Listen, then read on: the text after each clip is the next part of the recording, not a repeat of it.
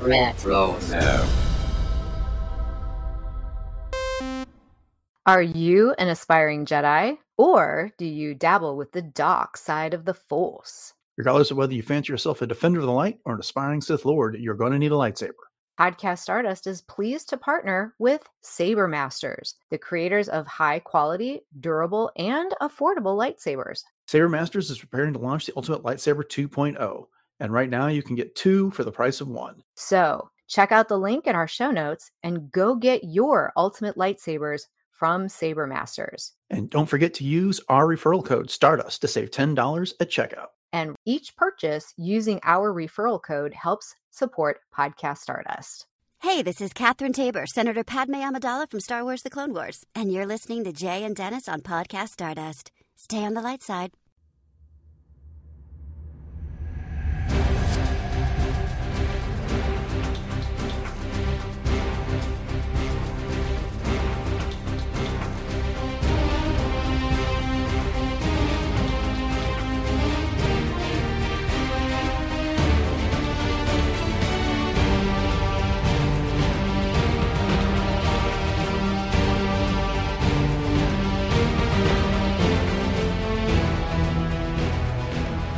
Hello there. Welcome to Podcast Stardust. This is the fully armed and operational podcast dedicated to Star Wars news, reviews, and discussion.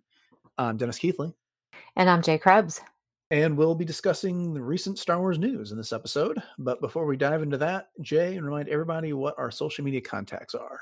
Yes, no news here. We can be easily found on Facebook, Instagram, and X at Podcast Stardust. All right. The dish is aligned. The signal is boosted to maximum output. The shield is down. We are now broadcasting to the galaxy.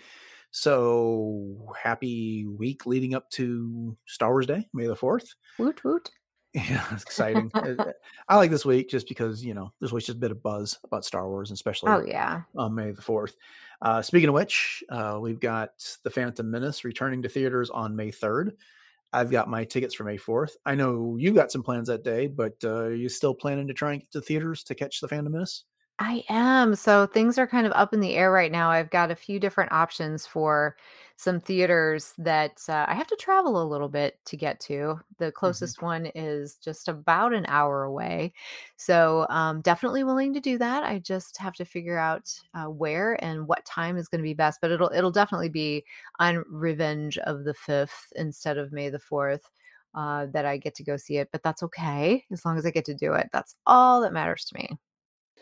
Yeah. Well, I'm looking forward to it. I have not seen a Star Wars movie in the theater, which feels like ages now. So I'm looking forward to the opportunity. I didn't get to see Return of the Jedi last year, but I got my tickets for May 4th. I'm going to see it that evening, and it'll be a great double feature watching that, and then coming home and watching Tales of the Empire. So yes, normally I have to go out of my way just I feel like to make plans for May 4th, but this year they're making themselves. So yeah, there you go. But speaking of the return of the Phantom Menace to theaters, we have a new old trailer for its return that's been making its rounds on social media. Did you get a chance to check this out? I did, and boy, did it hit on all the feels. Yeah, it seems like it was the original theatric trailer for the Phantom Menace with a bunch of stuff spliced into it. Was that your take? Yes, with all of the images of George Lucas talking about how he created the idea of the Phantom Menace, and then also some convention stuff too that was recent. So I saw a bunch of things from Celebration Anaheim with Ahmad Best coming on there, and some other things too. And it was just a great hype video, just getting everybody ready with the nostalgia of the original release of the Phantom Menace and everything leading up to that creative endeavor, and then also the more recent excitement that people have. And Ewan McGregor put it best. The kids that grew up with Phantom Menace are now the adults that can look back and really celebrate it. Yeah, you and I did an episode about the hype and the lead up and the development of Phantom Menace before it hit theaters back in January, before we started our Phantom Menace series. And we talked about that original trailer that came out. I don't know, something about watching it this time just gave me all those feels all over again when it fit this. And it is an exciting trailer. And even with the stuff they put in there, which was the behind the scenes, we got to see Ewan, practicing with a lightsaber against Ray Park, for the climactic duel at the end. And then we got to see some behind the scenes pod racing stuff in there, but just that collection of shots and scenes that they pulled from the Phantom Menace, but that trailer again, they did such a awesome job with that It original really trailer. did. And then this one just invoked all the nostalgia right on top of it. Oh, yeah, for sure. And then also seeing John Williams talking about how he came up with the idea of Duel of the Fates and adding that chorus to the very Hmm. beginning of it, and it was so innovative at the time. And it really did make its mark on Star Wars history for sure. Yeah, indeed. Indeed. So yeah, I hope you all get your tickets and you get a chance to go see it while it's in theaters. It's probably going to be there for about a week. I know some people are going to see the marathon of the saga. Others are going to see a original trilogy marathon that day. Whatever you do, enjoy your May 4th. And we'll be talking about our experiences probably next week when it comes to the news. Mhm. Um, don't have this in our notes, but have you seen that True Moo is marketing blue milk in stores right now? Yes, and I actually just saw a friend of mine who's local that, posted on Instagram that they were able to find it at a local Walmart. So I have not tried to find mine yet, but I'm going to. I'm going on the hunt tomorrow because I have to go to the grocery store anyway, so I'm gonna go hunt for it. But have you seen it? No, and I'm not hunting for it, but I've been to the store like 3 times since it came out or was announced that that was gonna be made available, and Mhm, I've not seen it. So, I just don't know if my grocery store is gonna stock it or not. If I find it, I may pick it up. I've heard some pretty good things about it from the people who have tried it, but, I've had blue milk at Galaxy's Edge. I know this it's not the same thing. This is dairy. The milk in quotes at Galaxy's Edge is not. right.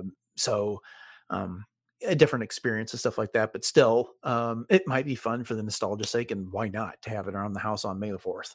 Absolutely. Is it flavored like blueberry or something like that? That I didn't pay attention to very closely, I'll be honest. I think I've heard a bit of a vanilla taste to Okay, it. okay. That's like the most common report I've heard on it. So Mhm. I Yeah, don't know. honestly, I've only ever put blue food coloring in my milk on May the 4th, so Oh, really? if I can find it, great. I'll report back. Might be fun to like make a milkshake out of it or Oh, something. yeah, that would be fantastic. Okay. So let's get into some news from Disney Plus and Star Wars and the social media accounts and their website are teasing a clip for Tales of the Empire. This one's 48 seconds long and it features General Grievous fighting a Night Sister who is using some skies that we saw in the announcement trailer for this series. Did you get a chance to check this out? I did, and of course, General Grievous in all of his glory with all of his lightsabers ablaze. The sides are very cool, Hmm. and at first you see when the Night Sister is activating it that she's chanting something, in the Night Sister Dathomirian language, and then when she pulls them apart and starts to go into combat with Grievous, what hit me was the fact that they were able to, at least the metal part of it, stand up against lightsaber attack. So I don't know if as she was chanting that incantation, if it enchanted the blades to be lightsaber resistant or if it was made out of something like Beskar. But what were your thoughts? Well, yeah, because there's all those runes on the scythe that Mhm. glow when she does that incantation. And then she takes that swing at Grievous and he blocks them with his lightsabers. And when she pulls away, the scythes are not in the best shape anymore. Mhm. It Right. looks like they've taken some damage from that. I, it was still cool. Oh There's not yeah. too much you can take away from this segment because it's 48 seconds, but it's only like 38 that's actually got action in it. Uh, I I wasn't. I don't think any of the Night Sisters we saw were actually Morgan Elsbeth though. Were they? I mean, it's so short and there wasn't a large enough sample of dialogue for me to tell, but none of them particularly looked like her with the markings on their faces. What was your take? No, I'm with you. It did go by way too fast, and I'll be honest, I would like to have gone back to kind of pause and go through it frame by frame before our news episode, and I just simply didn't have an opportunity to do so. So, yeah, I don't know if it's just setting us up for the fact that, this is what was happening at the time in the Clone Wars when Dooku had sent Grievous to do all of this or what. But one thing that did strike me was the colorization in this clip Hmm. was just so vivid And, we've seen the animation game just being stepped up so much. And I mean, this is just leaps and bounds as far as just even the colors of Grievous's lightsabers and the stark contrast between that and the scythes and even, the wisps of smoke from the Night Sisters' magics and that type of thing was just really, really striking to me. And it was a much more imposing looking Grievous. This is Oh, not yeah. the hunched over Grievous from the Clone Wars. I mean, he was taller, bigger, standing up straighter, way more imposing than we ever saw him in the Clone Wars. I would love to get, a Tales of the Empire type thing on Grievous too, because we've kind of gotten his backstory a little bit, especially in Legends, but it's never really been explored all that much. So I'd love to see that one too. Tales of the Separatists. There you go. Yeah. Perfect. No, I like it. I'm hyped already for this series. Tales of the Jedi was so good, and Dave Filoni had a lot of involvement in that, and now Tales of the Empire, and so I'm eager to see what comes of that and how they pull it all together. But getting to see Grievous in action again, that was just cool. I knew we were going to get it from that previous trailer, but this just got me really, really excited. Oh yeah, absolutely. So apparently we have the answer to a question that we were asking about the Acolyte, and that was whether or not we were going to see Vernestra Rose light whip. And there's a number of outlets that are reporting we are, based on an interview that Rebecca Henderson had with Total Film. And she is naturally the actress that is playing Vernestra Rose. And she, when asked about Vernestra, she said, "I don't want to use the word badass, but Vernestra is such a badass." She's a revered Jedi master. The series is set about 100 years on from when we've seen Vernestra in other High Republic media. So she's certainly an elder who thinks she's seen it all.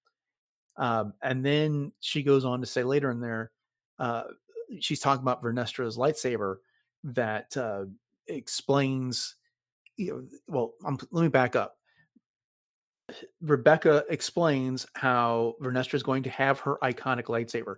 And she says Vernestra's lightsaber is purple, and she was able to alter it as a 16-year-old and turn it into a light whip, which she adds. And then all the reporting says, which sounds pretty epic.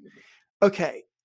Everyone acknowledges that Vernestra did that in the books, but I didn't get from the interview that it actually means we're going to see the light whip in the show. But everyone's assuming now from this conversation that we are. I mean, I hope we do, but this doesn't quite seem as, I don't know. I don't feel like it's 100% based on this, but what do you think?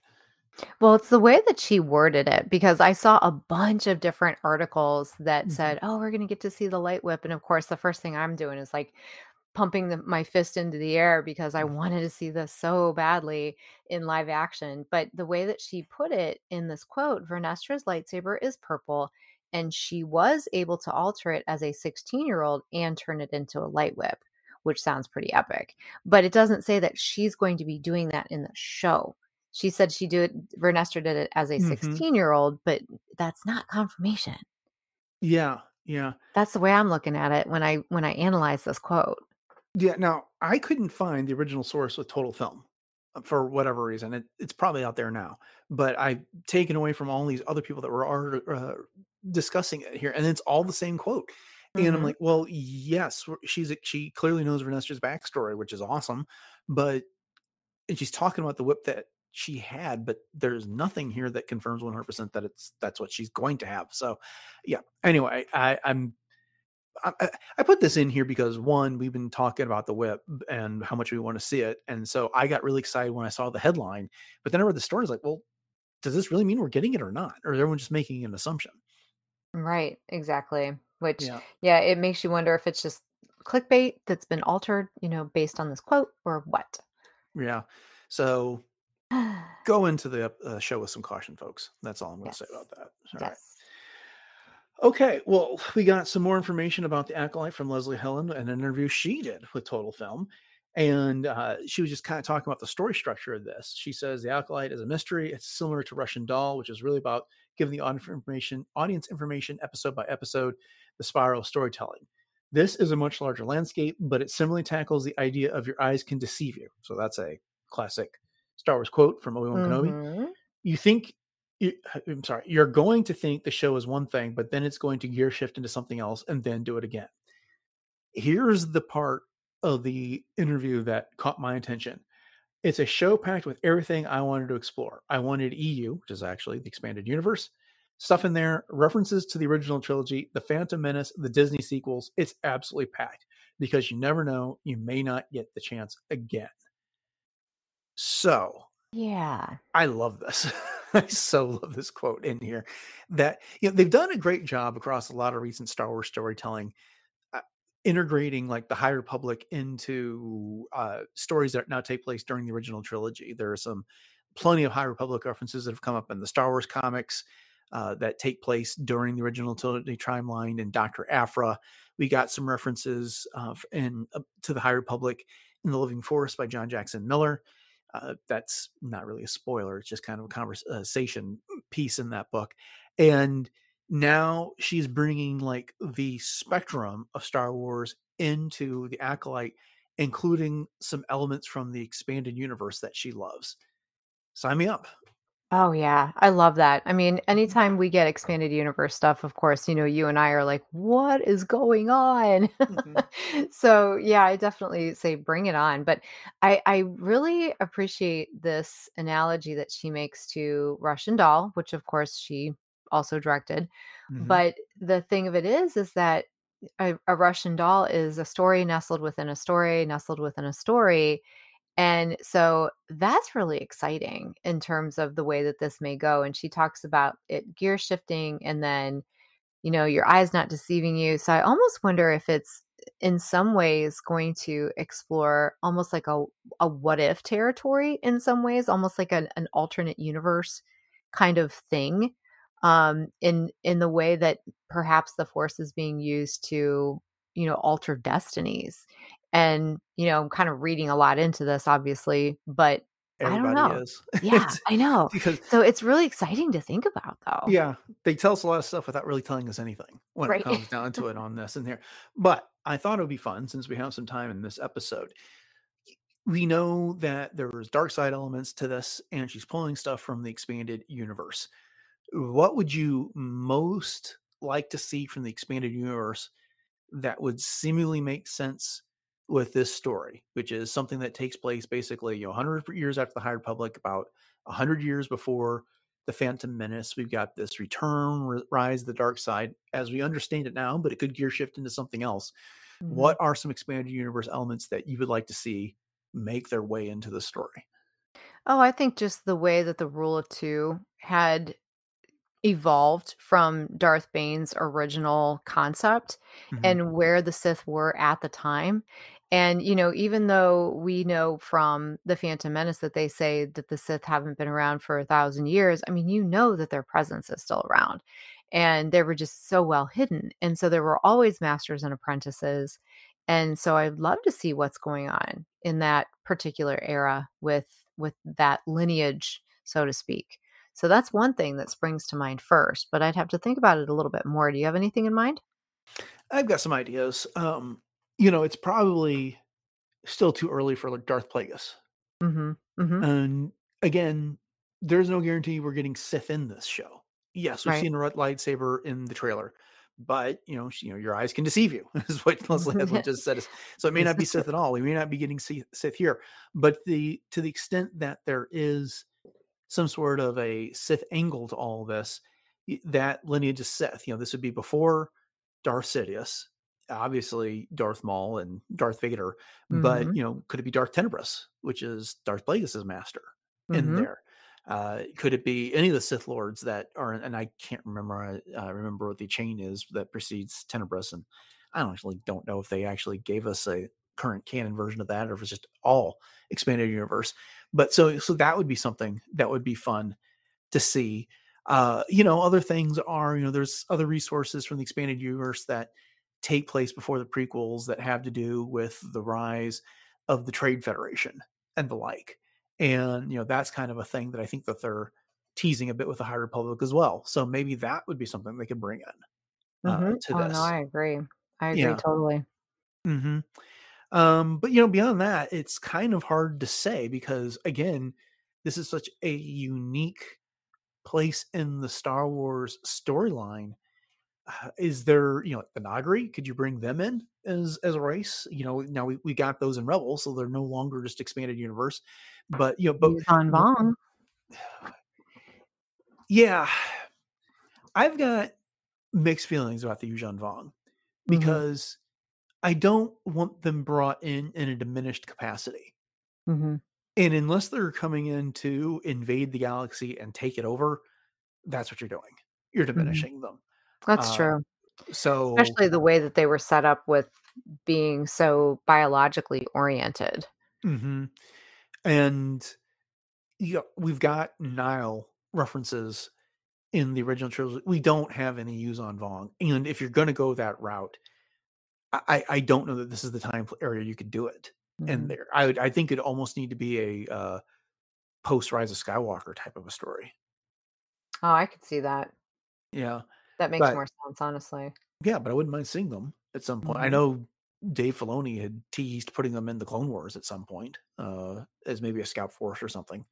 But obviously that never came to be. Right. But, what about some other aspects of like the Jedi Order? Could they pull out of the expanded universe? Let me think about that for just a second. Well, I mean, there's all of the different types of powers that were explored within those books that we just simply don't see. I mean, even something as simple as the Force stick.